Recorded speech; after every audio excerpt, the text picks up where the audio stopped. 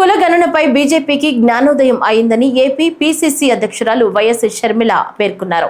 ఈ క్రమంలో కేంద్రం తీసుకున్న నిర్ణయాన్ని స్వాగతిస్తున్నామని తెలిపారు. ఈ సందర్భంగా మాట్లాడుతూ ఇది రాహుల్ గాంధీ విజయం, ఈ క్రెడిట్ మొత్తం రాహుల్ గాంధీకే చెందుతుందని ఆమె పేర్కొన్నారు.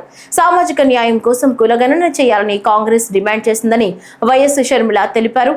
కులగణన చేసి రిజర్వేషన్లు పెంచాల్సి వస్తే పెంచాలని రాహుల్ గాంధీ అన్నారని ఆమె గుర్తు చేశారు. ఇక ఈరోజు ప్రెస్ మీటు పెట్టాలనుకున్న అంశము కులగణన. కేంద్ర ప్రభుత్వం ఎట్టకేలకు దేశవ్యాప్తంగా కులగణనకి ఒప్పుకున్నట్టుగా మొన్న బీజేపీ మంత్రి ప్రకటించడం జరిగింది. చాలా సంతోషం. ఇప్పటికైనా మీకు జ్ఞానోదయం అయింది. ఇప్పటికైనా బీజేపీ పార్టీ కులగణనకి అంగీకరించింది.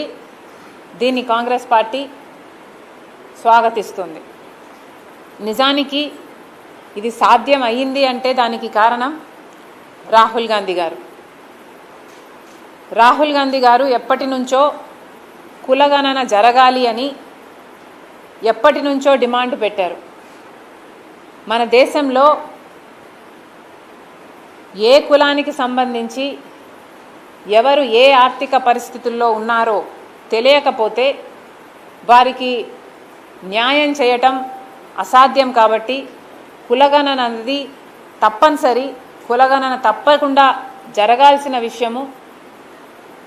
అది చేసిన తర్వాత ఆ కులగణన డేటా ప్రకారము రిజర్వేషన్లు కూడా ఆల్టరేషన్ అయితే ఆల్టరేషను, లేకపోతే పరిమితి పెంచాల్సి ఉంటే పెంచాలి అన్న విషయాన్ని కూడా రాహుల్ గాంధీ గారు అనేక సందర్భాలలో డిమాండ్ చేయడం జరిగింది. ఈరోజు బీజేపీ పార్టీ తల వంచి కులగణనకి అంగీకరించింది అంటే దానికి కారణం రాహుల్ గాంధీ గారు చేసిన పోరాటం. ఈ క్రెడిట్ మొత్తము పూర్తిగా కాంగ్రెస్ పార్టీకే చెందుతుంది, ఎవరు అవునన్నా ఎవరు కాదన్నా.